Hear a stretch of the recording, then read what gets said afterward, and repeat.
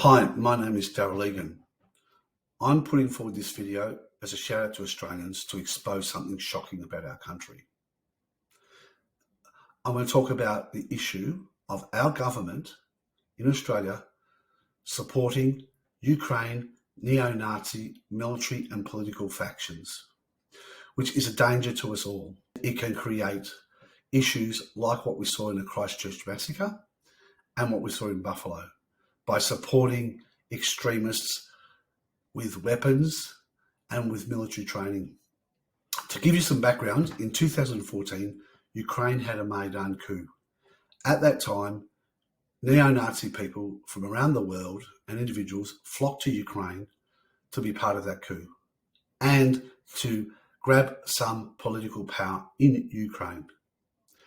After the coup, when the new government came in 2014, these neo-Nazi groups formed neo-Nazi battalions or volunteer battalions that later got accepted into the Ukrainian military army of the government. These are Azov, Idea, C-14, Carpathian Sich, SS Galician, Right Sector, and many others. Also, an Australian recently went over and fought with the C-14 Carpathian Sich neo-Nazi unit. I am going to provide a link to my research below this video. Now, onto the issue. These neo-Nazi battalions had conflicts in the Donbass with ethnic Russian people and ethnic Russian armed groups. In 2000, and this is what caused the conflict near Russia's border, including the fact that NATO and the US were training these neo-Nazi groups at the time of these conflicts and supplying weapons. Then, so we get to 2019, and when Volodymyr Zelensky got into power, he promised to implement the Minsk agreement, which had previously been signed by Ukraine to bring peace to this issue, which they signed in 2015 or 14. 7 years later, they still haven't implemented it. And this concerned Russia in the fact of NATO was in a de facto way pushing up on their borders and supporting these neo-Nazi battalions and units. So we had the invasion of Ukraine, and nobody accepts any invasion of another country. But that does not address the issue of these neo-Nazi battalions, who in this time of heightened conflict are getting billions of dollars of weapons and support from the US and getting weapons and support from Australia. Our Australian government, under Richard Marles as Defence Minister, is supplying weapons and is training soldiers, Ukraine soldiers in Britain, to feed into these Ukrainian neo-Nazi battalions and strengthen them.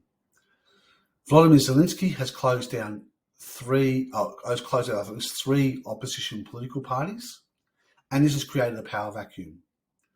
The neo-Nazi factions in Ukraine have a lot of their power in the military and are filling that vacuum. And as well as they control the ideology of the current government, and you'll see that in my research blog. What's the danger of this? Is this can heighten a network of neo-Nazi extremists around the world. We don't know where those weapons are going that have been supplied to them. They could be going to affiliates internationally.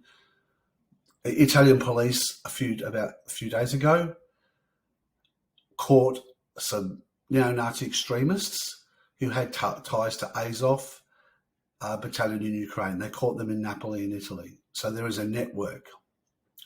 My fear is for the Australian public is that as well as that problem, we have the problem of Australia allowing Australians to fight with these neo-Nazi battalions in Ukraine.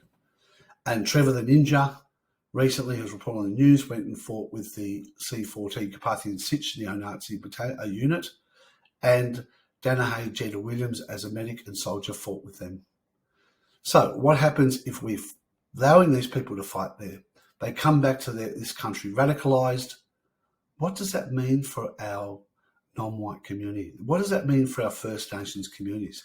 It means the threat of these people coming back and inflicting race hate crimes like we saw in Buffalo and in the Christchurch massacre.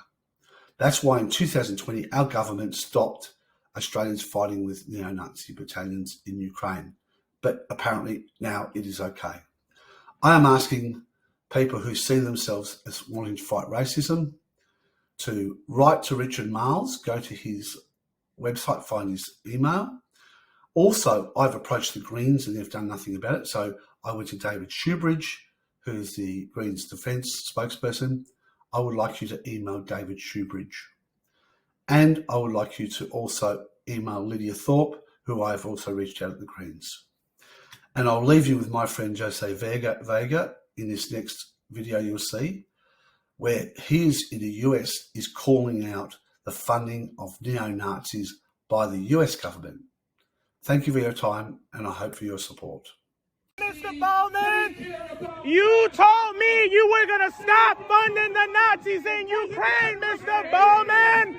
How about the white nationalists in Ukraine, Mr. Bowman? Will you tell the truth? You said you were going to stop funding Nazis in Ukraine. You got to go. What about the Nazis in Ukraine, Mr. Bowman? How about the Nazis? Why don't you tell the truth, Mr. Bowman? Sir, you got to go.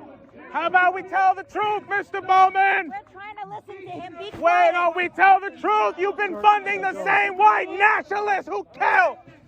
You think I forgot what you told me? You think I forgot? Tell the truth. Let your conscience come through for what? Mr. Bowman, you told me you were going to stop funding the Nazis in Ukraine, Mr. Bowman. How about the white nationalists in Ukraine, Mr. Bowman? Will you tell the truth? You said you were going to stop funding Nazis in Ukraine. You got to go.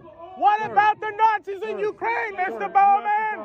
How about the Nazis? Why don't you tell the truth, Mr. Bowman? Sir, you got to go. How about we tell the truth, Mr. Bowman? We're trying to listen to him. Be Why quiet. don't we tell the truth? You've been funding the same white nationalists who killed. You think I forgot what you told me? You think I forgot? Tell the truth. Let your conscience come through for what?